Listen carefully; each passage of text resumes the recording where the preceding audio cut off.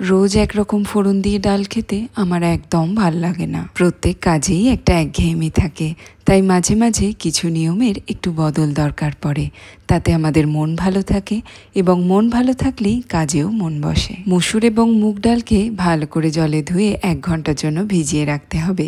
তারপরে প্রেসার কুকারে ভিজিয়ে রাখা ডাল, ঝিঙে আর জল দিয়ে একটা সিটি দিয়ে নিতে হবে। এখন গরম সর্ষের তেলে তেজপাতা, শুকনো লঙ্কা, 5 ফোড়ন, জিরে আর বেশ খানিকটা রসুন থেতো করে ফোড়ন দিতে হবে। খানিকক্ষণ নাড়াচাড়া করে কয়েকটা কাঁচা লঙ্কা, টমেটো কুচি, নুন, হলুদ গুঁড়ো আর সামান্য চিনি দিয়ে রান্না করতে হবে। মশলা থেকে তেল বেরোনো শুরু হলে সেদ্ধ করা ডালটা দিয়ে বেশ খানিকক্ষণ ফুটিয়ে নিতে হবে। সবশেষে 1 টেবিল স্পুন ভাজা মশলার গুঁড়ো বা গরম মশলার গুঁড়ো, কাঁচা লঙ্কা কুচি, ঘি আর অল্প ধনেপাতা কুচি দিলেই তৈরি হয়ে যাবে গরম গরম ঝিঙের ডাল।